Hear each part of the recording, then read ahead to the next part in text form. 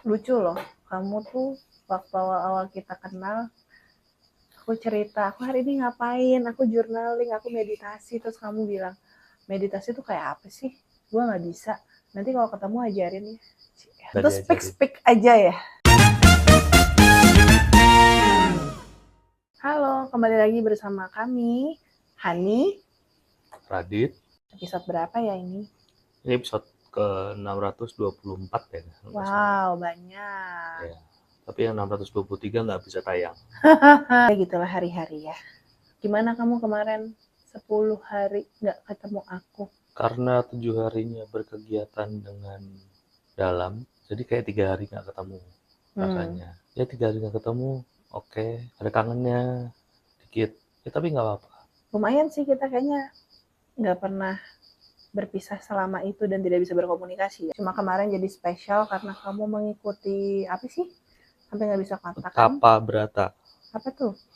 Jadi itu kayak meditasi kesehatan, programnya Bali Usada. Jadi selama momen itu, event itu 7 hari 6 malam kita bermeditasi dan selama 5 hari diikuti dengan cara Noble Silence yang artinya hening, tidak berbicara, tidak membaca, tidak menulis, dan juga tidak merokok begitu. Makannya juga Diatur banget sih makannya. Makanya semua vegetarian. Ya udah sayur aja, terus tumbuhan aja, jamur juga banyak. Kemudian telur minim banget deh. Jamur tuh bukan tumbuhan ya? Fungi. Iya betul. Hehehe. Kuis sejenak dari Ya, guru biologi. Tumbuhan sama jamur beda guys. Lucu loh, kamu tuh waktu awal-awal kita kenal, aku cerita, aku hari ini ngapain, aku journaling, aku meditasi, terus kamu bilang, meditasi tuh kayak apa sih? Gue nggak bisa. Nanti kalau ketemu ajarin ya. nggak Terus diajarin. speak aja ya. Di masa itu mungkin iya gitu. Tapi kayak ya gimana ya? Beneran pengen tahu Ada nggak? dorongannya sebenarnya. Tapi kan emang ada dorongan dan ada kesempatan untuk speak. Ya udah. Akhirnya nggak pernah belajar meditasi, tapi kita dulu waktu awal Ya ketemu. hidupnya udah meditatif soalnya. Celah apaan hidup meditasi. Si paling meditasi. Enggak, karena memang ya belum sempet aja ya. Soalnya aku juga kayak ngerasa nggak capable buat ngajarin sih. Aku di masa itu aku cuma pernah ikut program meditasi yang singkat juga, yang nggak ngomongnya sama sekali itu cuma sehari. Dan sehari-hari juga bukan yang rutin banget meditasi. Kalau iya juga nggak tahu bener apa enggak. Tapi itu jadi salah satu cara buat lebih grounded ke diri sendiri. Iya. Terus sebelum kamu ikut Tanpa Berata ini kan juga kita lumayan terpapar ya sama teman-teman yang lebih rajin meditasi di sini, terutama Betul. teman-teman yang memang menyediakan dirinya untuk membantu perjalanan hidup banyak orang. Jadi meditasi suatu cara buat self care, Ya. buat mengisi energi kembali. Terus gimana setelah beberapa hari selesai Tapa Brata, terus kembali ke rutinitas sehari-hari? Oke. Kalau ditanya apa yang bisa dibawa pulang dari Tapa Brata itu gitu ya, dan pengimplementasiannya itu kayak udah plug and play aja. Buatku itu ada 2 hal. Satu, teknik meditasinya. Ya meditasi kalau kita sudah berniat, menurutku sih nggak ada yang salah ya, mau gimana pun bentuknya gitu. Tapi bagaimana tekniknya itu yang memang menguatkan tujuan dari meditasi tersebut.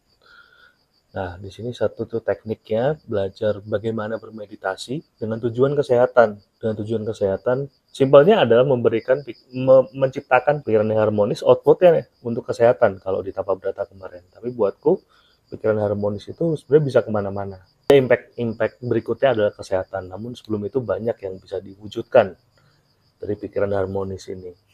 Nah, yang kedua, yang bisa dibawa pulang, yaitu adalah berkesadaran gitu.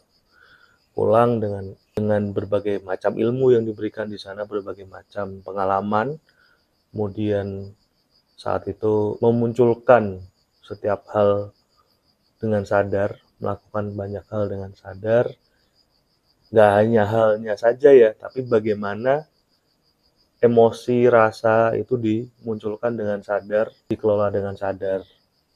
Nah itu yang bisa tak bawa pulang setelah 7 hari 6 malam ikut tapa berata ini.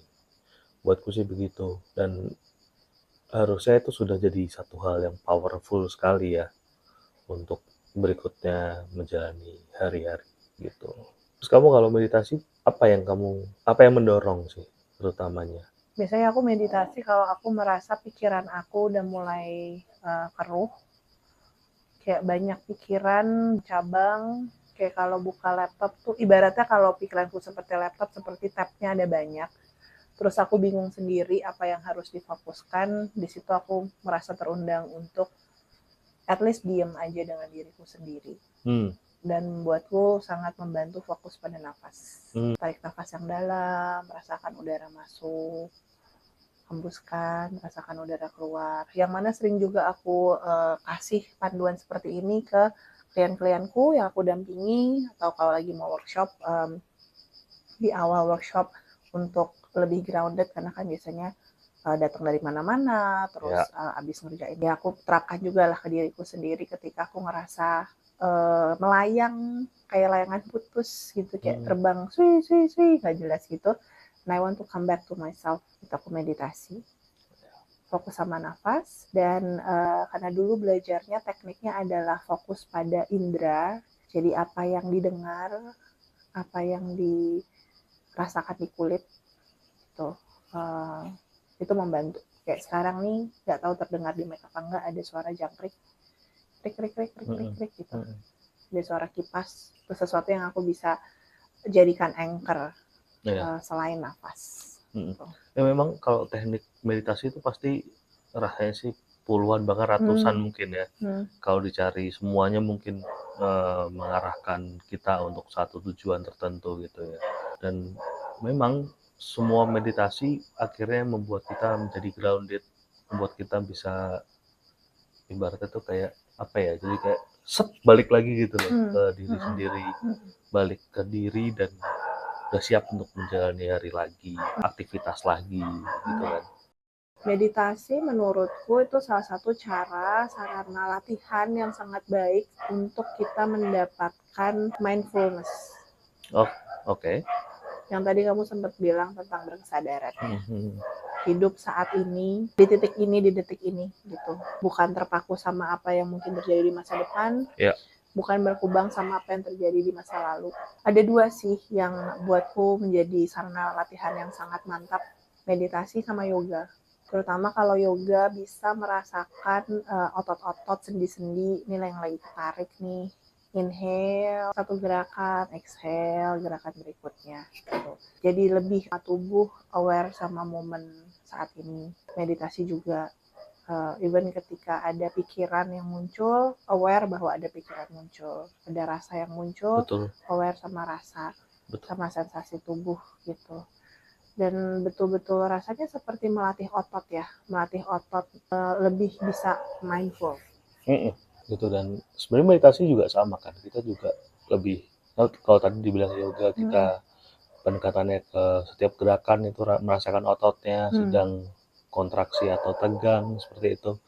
Meditasi juga melakukan hal yang sama, bahwa kita merasakan, kalau kamu tadi bilang dari indera kita, nah meditasi juga sama gitu, merasakan mana ototnya yang sedang tegang atau bagian tubuh mana yang terasa tidak nyaman. Nah itu kan juga memang pintu masuk kita untuk menjelajahi hal yang sebenarnya kita nggak ketahui.